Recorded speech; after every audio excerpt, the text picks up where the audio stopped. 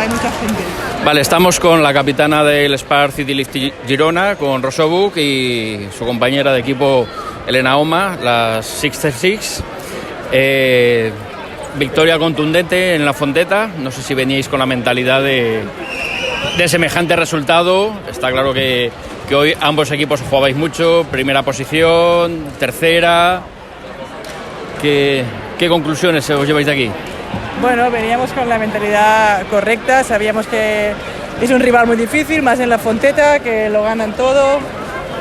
Nosotras somos un equipazo y hemos demostrado que estamos por el buen camino. Sabemos lo que tenemos que hacer.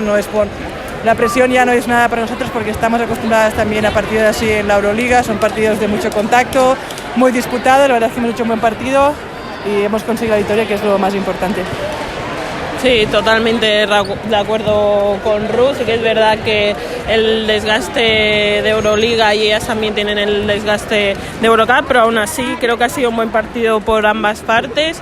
Al final se nos ha decantado a nuestro favor. Creo que la defensa es lo que nos ha dado la victoria y ahora tenemos que seguir así. Empezamos la segunda vuelta y acabamos bien el año, ¿no? Entonces ya para el año que viene pues intentar seguir en esta línea y seguir ganando.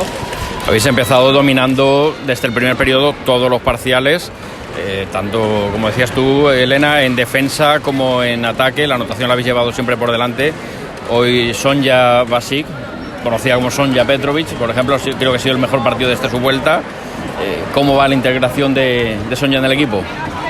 Bueno, sí, Sonja es una jugadora que nos da muchas cosas, no solo un punto. Es verdad que hoy ha sido un día que ha metido más. Pero bueno, también lleva mucho tiempo parada, tampoco le podemos exigir que nos haga ya 20 puntos cada partido. Yo creo que es una jugadora muy lista, se adapta a todo, entiende todo en ataque, en defensa. Y como dices tú, pues hemos empezado muy bien el partido, sabíamos que desde un inicio teníamos que apretar porque si no ya son muy peligrosas jugando en su casa. Y hemos conseguido mantener la ventaja, eso es muy importante porque hemos podido jugar un poco más tranquilas, hemos jugado nuestro juego y todo ha ido bien. Muy bien, muchas gracias, enhorabuena por la victoria y buen viaje. Gracias. Igualmente. ¿Cómo estás?